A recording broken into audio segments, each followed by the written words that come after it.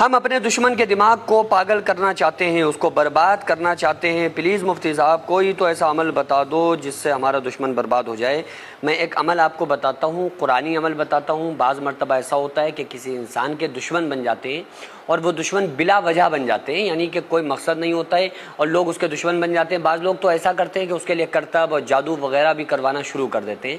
حالانکہ جادو کو لے کے اتنا زیادہ ٹینشن میں نہیں آنا چاہیے۔ آج کل ہوتا کیا ہے، 99% انسان کے ذہنی خیال ہوتے ہیں اور عام طور سے لوگ سمجھ لیتے ہیں جادو ہو گیا، لیکن اس کا مطلب یہ ہرگز نہیں ہے کہ آپ جادو کا انکار کر دیں اور یہ کہتے ہیں جادو ہوتا ہی نہیں ہے۔ جادو ہوتا ہے، جادو کی حقیقت ہے، اسلام نے بھی بتائی ہے، قرآن حدیث میں بھی اس کا ذکر موجود ہے۔ تو جادو سے نقصان بھی ہوتا ہے، لیکن ہوتا نقصان اتنا ہی ہے جتنا اللہ نے مقدر میں لکھا ہے۔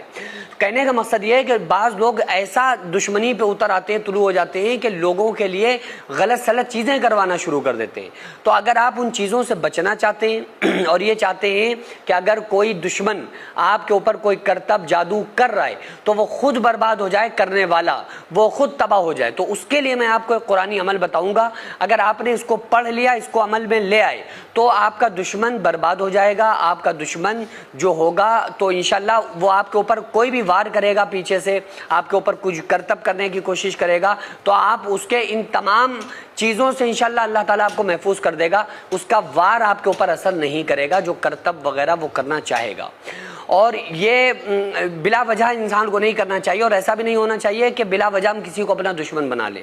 اور اگر آپ کسی اچھے خاصے انسان کے لیے سب کریں گے نا کہ بلا وجہ کسی کو برباد کرنے کی سوچیں گے تو یہ عمل اثر نہیں کرے گا، کیونکہ قرآن شفا ہے مومنوں کے لیے، اور قرآن کسی کو برباد کرنے کے لیے نہیں ہوتا ہے، بلکہ قرآن سے ہم اپنا علاج اس طریقے سے کر سکتے ہیں کہ شفا کے طور پہ، تاکہ اللہ تعالیٰ اس کے ذریعے سے ہمیں تمام چیزوں سے، تمام برائیوں سے نجات عطا فرما دے، اور تمام جو اگر کوئی ہمارے اوپر ظلم کر رہا ہو، اگر کوئی ہمیں برباد کرنے کی کوشش کر رہا ہو تو ہمارے اوپر کوئی اثر نہ ہو۔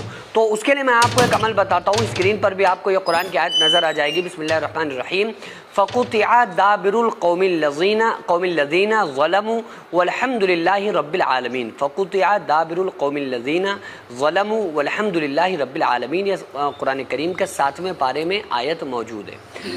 اس کو کیا کرنا ہے کہ آپ کو 21 مرتبہ اس کو صبح پڑھنا ہے فجر کی نماز کے بعد۔ اگر آپ صبح نہیں پڑھ پا رہے ہیں تو رات میں سونے سے پہلے آپ اس کو پڑھ لیں۔ تو اگر کوئی بھی انسان آپ کے اوپر کچھ کر رہا ہوگا کرتب، اگر آپ کو ایسا لگتا ہے، تو پہلے میں نے بتایا عام طور سے ایسا ہوتا نہیں، لیکن اگر واقعی ایسا ہے تو آپ اس کو پڑھیے، تو انشاءاللہ اگر کوئی آپ کے اوپر کچھ بھی کرے گا تو وہ خود اس کے اوپر اثر ہو جائے گا، وہ آپ کے اوپر کوئی بربادی نہیں آئے گی۔ اگر آپ کو کوئی برباد کرنا چاہے گا تو انشاءاللہ وہ خود برباد ہو جائے گا، لیکن آپ اس کے شر سے اللہ تعالیٰ